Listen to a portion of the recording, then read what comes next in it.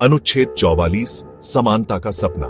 भारतीय संविधान का अनुच्छेद 44 देश के नागरिकों के लिए एक समान नागरिक संहिता की स्थापना की बात करता है।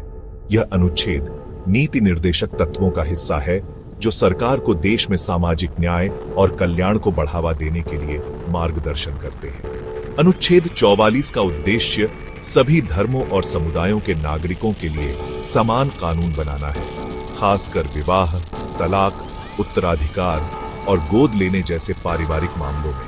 यह अनुच्छेद धार्मिक स्वतंत्रता और सांस्कृतिक पहचान को बनाए रखते हुए सभी नागरिकों के लिए समानता और न्याय सुनिश्चित करने का प्रयास करता है। समान नागरिक संहिता का उद्देश्य कानूनों में भेदभाव को समाप्त करना और सभी नागरिकों को कानून के समक्ष समान बनाना है।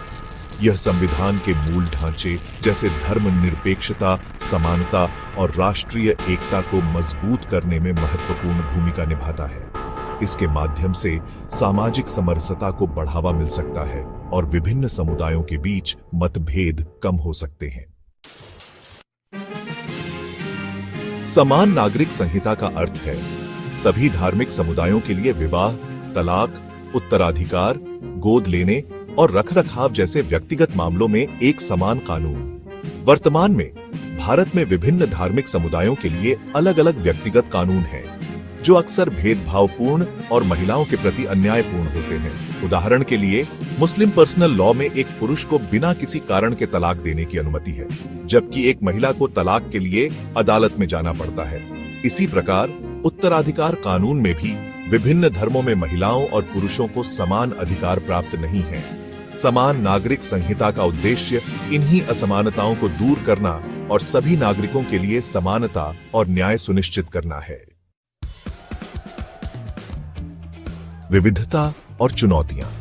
भारत एक विविधतापूर्ण देश है जहां विभिन्न धर्मों, जातियों और संस्कृतियों के लोग रहते हैं।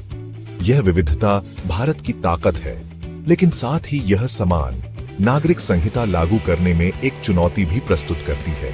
कुछ लोगों का मानना है कि समान नागरिक संहिता उनकी धार्मिक स्वतंत्रता का हनन करेगी।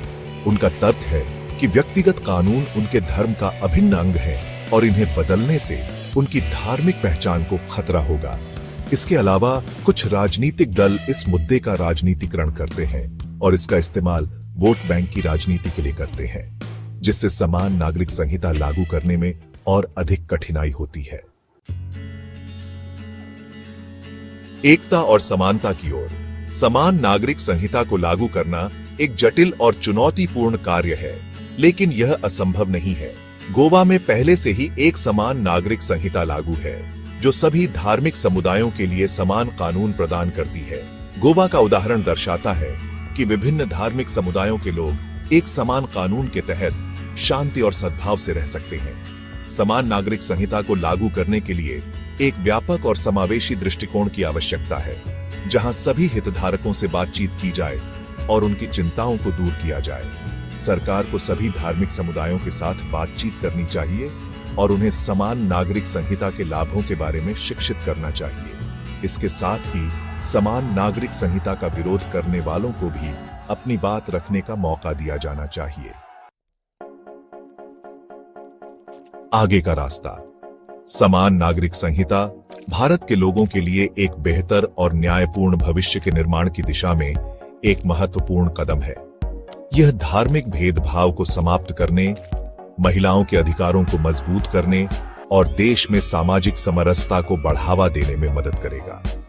हमें यह याद रखना चाहिए कि भारत एक धर्मनिरपेक्ष देश है जहां सभी धर्मों को समान माना जाता है। समान नागरिक संहिता संविधान के इस मूल आदर्श को मजबूत करेगी और सभी नागरिकों के लिए समानता और न्याय सुनिश्चित करेगी।